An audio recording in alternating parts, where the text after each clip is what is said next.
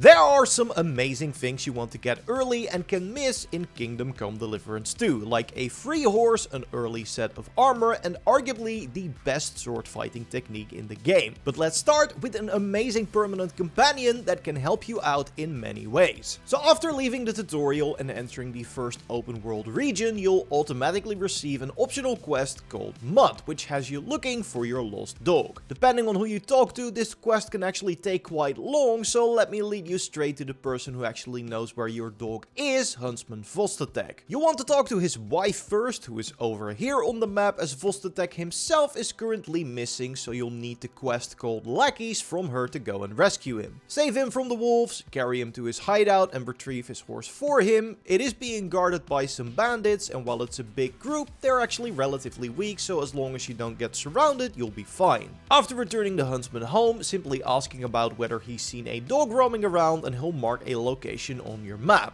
Go there and you will find your buddy Mud, who you need to save from some wolves to complete the quest. From that point on, Mud is considered your companion, and as long as you take care of him, he'll stick with you and help you out in many different ways. Treating him well includes feeding him from time to time, so don't forget to immediately cut up the wolves you just killed for a nice supply of meat for your puppy. Now, Mud can perform a variety of actions to help different playstyles, but one that is immediately useful is the Sick 'em command. By holding triangle or Y, you will command Mud to focus on your current target. He'll attack them, which will at the very least distract them, but Mud is actually strong enough to also pin an enemy or grab their arm sometimes, giving you an easy opening for a strike. He can also follow scents, which can be useful during certain quests, as he can follow someone's trail if you present him with a piece of their clothing, for example. And that is just scratching the surface, as there is an entire Houndmaster skill tree that allows you to unlock new skills and abilities for Mud, like him boosting some of your social stats while he is around. I want to remind you again though, you have to take care of him, as he can temporarily run away if he is unhappy. He'll always come back eventually, but you'll have to wait for him to return to you. Luckily, this is easily avoided by keeping track of his obedience stat in the companions tab of the menu, as you can increase his obedience by praising and petting him, and as I mentioned before, by giving him a nice treat from time to time. And there's another very important optional quest you receive quite early, as after stepping down from the scaffold, you'll be greeted by this kind woman who has all sorts of useful information for you. One is the location of a traveling swordmaster who is currently camping with a group of nomads over here on the map. And while he has some larger than life stories to tell, Tomcat over here is actually pretty good with a sword, and he can teach you some nice new tricks as well. He'll learn you about sword combos and will even show you a new one for free as part of your first training session, and after that he'll tease he's got an even better trick to share if you can best him in a duel. Now, I got smacked the first time I tried this, but you can come back later when you feel more comfortable with the combat to try again if the same happens to you. Once you beat him in this duel though, he will teach you about the Master Strike, an amazing combat technique that pairs both offense and defense in a single move. Now, if you played the first KCD, that name will sound familiar, but the way you trigger it in the sequel is actually very different. Instead of depending on the timing of your block, you need to attack an opponent from the opposite direction right when they are about to attack you. So basically, if you see an opponent holding their weapon to your left side, you prepare to take a swing on the right side and then press the button as soon as the shield or block icon appears on the HUD. If you time it right, you'll completely block the enemy's attack while simultaneously dealing damage to them that they cannot avoid. Couple of things to keep in mind with this though, as the Master Strike only works on swords with a crossguard, so axes or blunt weapons cannot use this technique. Second, some enemies have access to the Master Strike technique too, meaning that if you attack them from the wrong side, you'll get countered yourself with unavoidable damage. And while it is a very satisfying move to pull off because it requires you to attack, it is a much more risky move than a regular block, which can still defend you even if you don't time it perfectly. So good to keep in mind when you are at low health, but other than that, you can heavily rely on the Master Strike to deal damage in combat. And by the way, leave a like if you enjoyed the video so far, and and subscribe for more KCD2 content. Another thing you want to unlock as early as possible is a horse, and you can actually grab one